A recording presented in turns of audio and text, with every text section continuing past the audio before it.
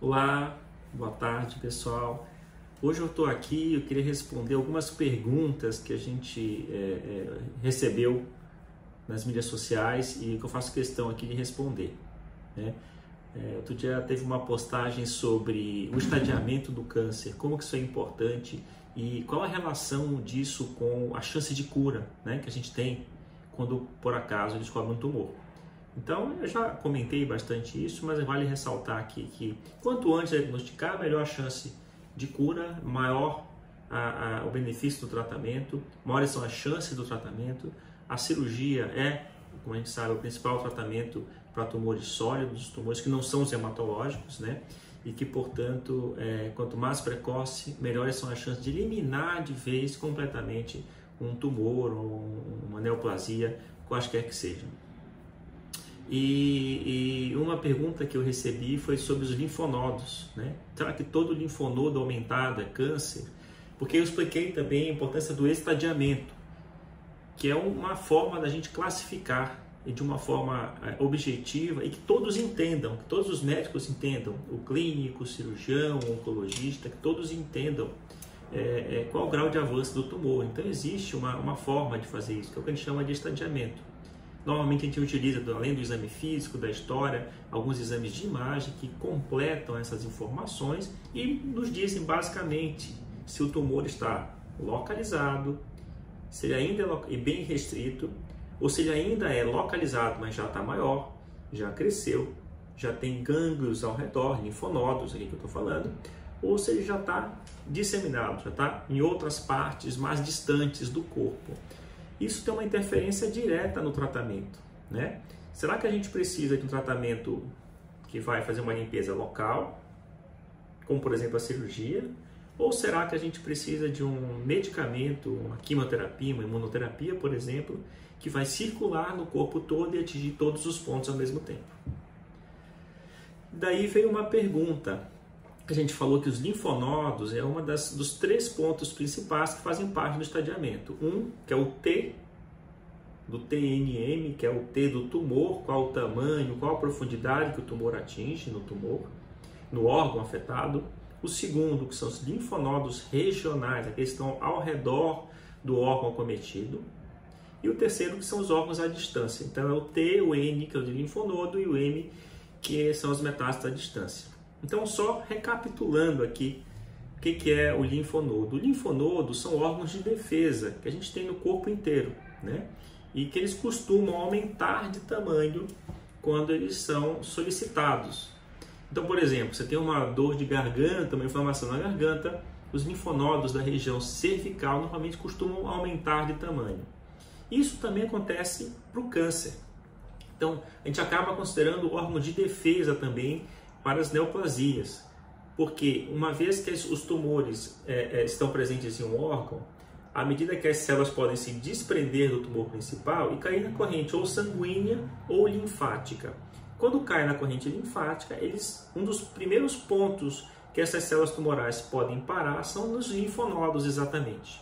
E daí que a gente utiliza nos exames de imagem essa informação ou a suspeita de uma metástase linfonodal, por mais que seja regional, ou seja, ao redor do tumor, ela tem um papel importante no estadiamento e na forma de tratar também.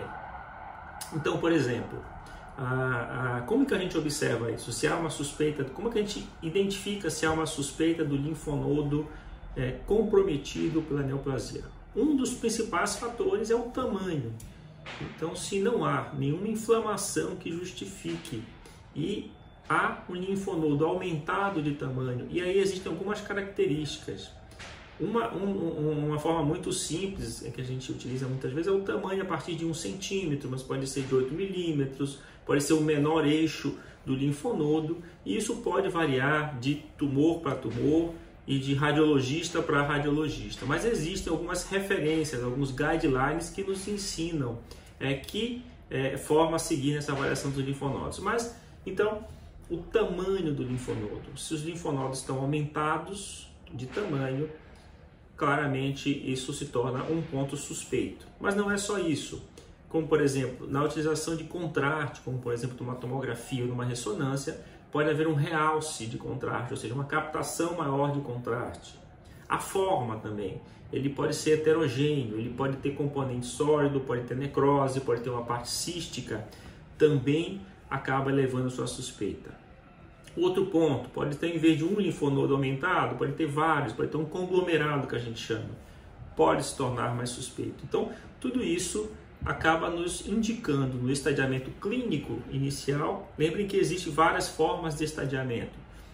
Pode ser o clínico, pode ser o pós-neoadjuvância, pode ser o patológico. Tudo isso também faz diferença.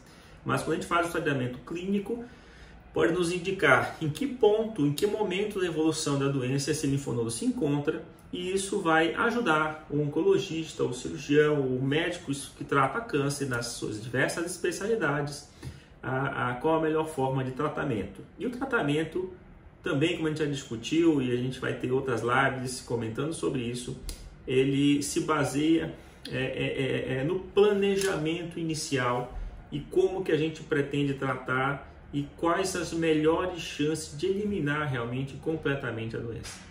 Então é isso, pessoal. Nem todo linfonodo aumentado ou suspeito confirma-se uma neoplasia, mas eles fazem parte do estadiamento inicial de um tumor, e nem todo linfonodo aumentado também é obrigatoriamente metástase de um tumor de um órgão ao redor. Isso pode acontecer também, por exemplo, em quadros inflamatórios, em que o linfonodo reage àquela inflamação como um mecanismo inflamatório de defesa também de uma infecção, por exemplo, no nosso corpo. Tá bom? Espero ter tirado a dúvida, e à medida que a gente for recebendo outras questões, a gente responde por aqui também. Tá bom? Um grande abraço. Tchau, tchau. Caro colega, sabia que os médicos não oncologistas podem identificar até 80% dos casos de câncer? Isso mesmo, o médico não oncologista pode identificar em seu consultório sinais de câncer e realizar o encaminhamento correto. Eu preparei um evento exclusivo, onde vou mostrar para o médico não oncologista como identificar em seu próprio consultório os sinais e sintomas do câncer em seu paciente, realizando assim o diagnóstico preciso e o encaminhamento no tempo correto. Sou o Dr. Felipe Coimbra, cirurgião oncológico, mestre e doutor, presidente da America's Hepato-Pancreato-Biliar Association de 2019 a 2020, presidente da Sociedade Brasileira de Cirurgia Oncológica de 2015 a 2017, diretor do Instituto Integra Saúde, head dos tumores digestivos do AC Camargo Cancer Center. E te espero aqui. Para se inscrever, basta acessar o link abaixo.